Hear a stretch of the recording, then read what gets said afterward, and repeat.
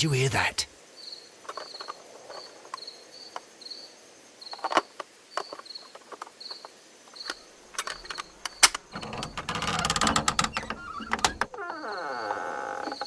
There's someone there. I'm gonna collar him. I'll be right behind you. Police! Hold it right there.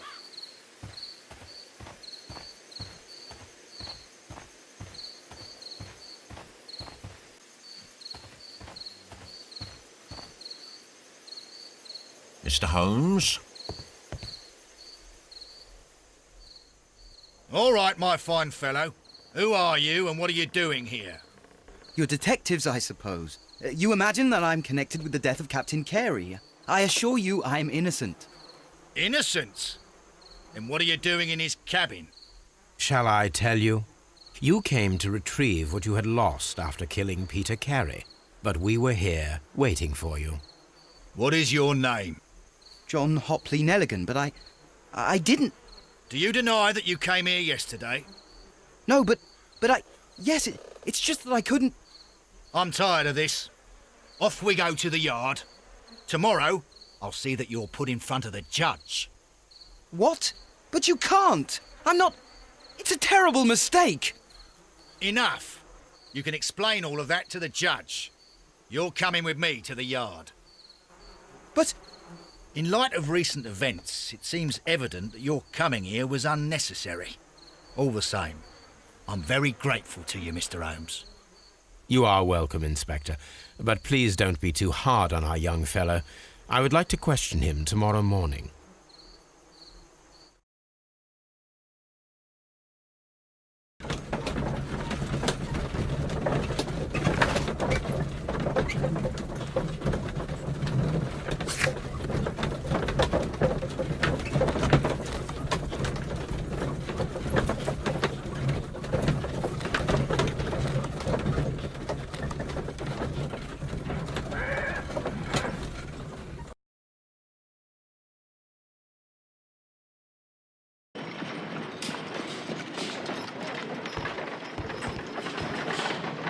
Mr. Holmes?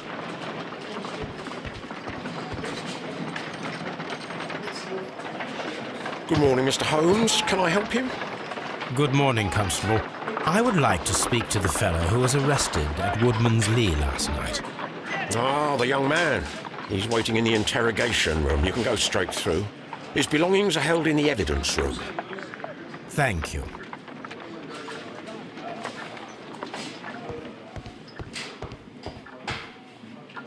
Mr. Holmes?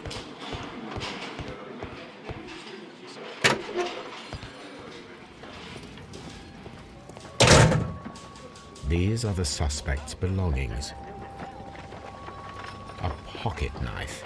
It was used to force the door of Peter Carey's cabin. A handkerchief with the initials J.H.N. The notebook that we found on Peter Carey's cabin floor. These abbreviations mean something, but what?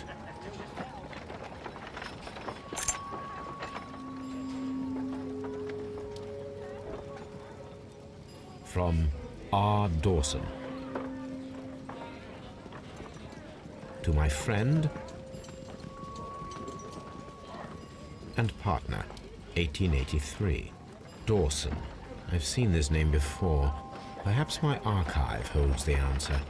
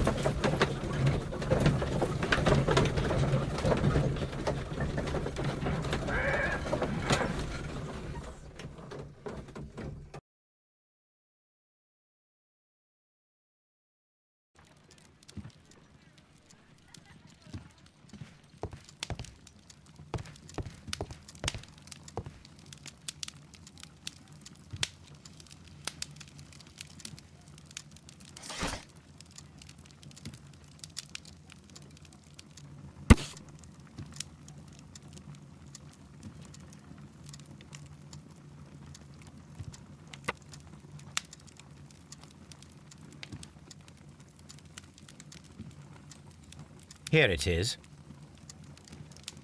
Now I begin to understand that young man's story, but I am still unclear as to what connects him with the murder. It is time to ask him.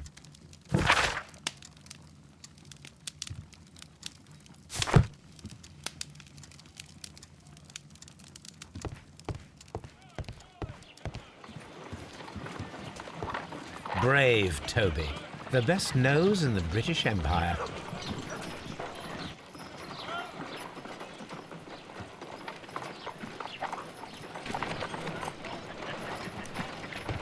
Good gracious, you caught someone. At least now you have a suspect.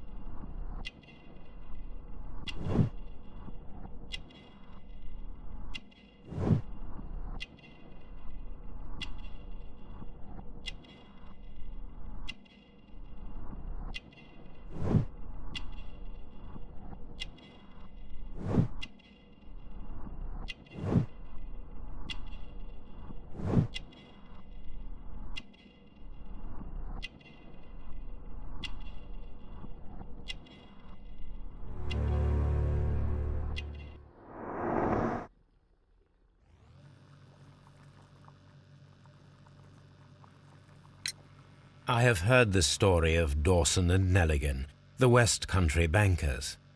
Yes, Joshua Neligan was my father. I am aware that it had a bad ending. When the bank failed, it ruined half the families of Cornwall, whereupon Joshua Neligan disappeared. My father was under extraordinary pressure. Dawson had retired. I was only 10 years of age at the time, but it was still old enough to feel the shame that befell our family.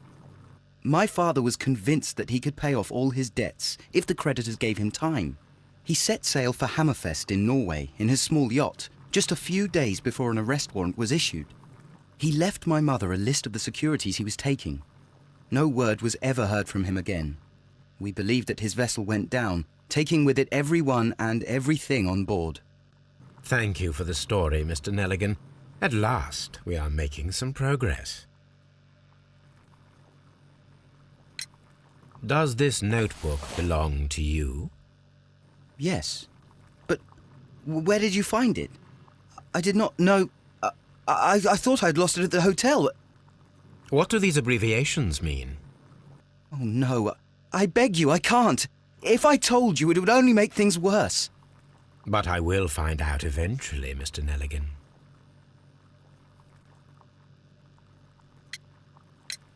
The police seized this valuable ring from you. Whose is it? I didn't steal it from anyone. It has always belonged to me.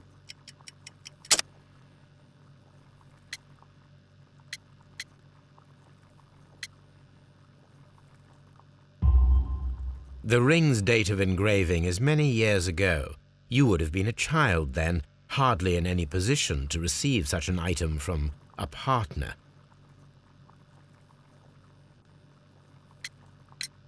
So, Mr. Neligan, who is the true owner of the ring? The ring is mine.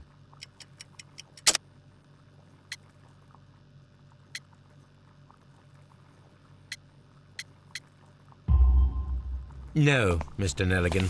I believe that the ring had belonged to your father. Oh, but how do you know? The jacket you are wearing is made of an expensive fabric that only a man of exceptional wealth could afford. You do not seem to me to be a rich man, Mr. Neligan. Furthermore, the garment is ill-fitting. It is quite clear that it belonged to someone else, most probably your father. With your father gone and taking with him the family's wealth, as a little boy you had to find yourself a manual job, and it was most probably cleaning fish.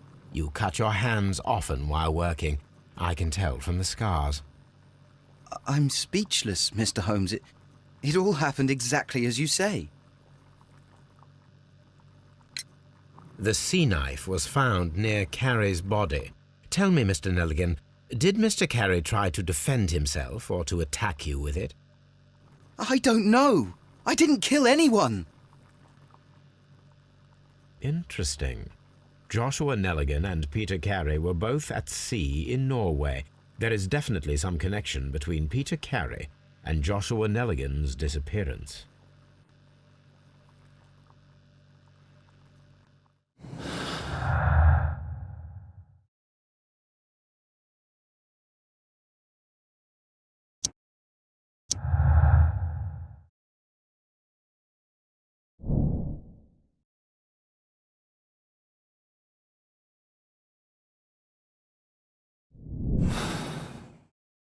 I need to stage a reconstruction.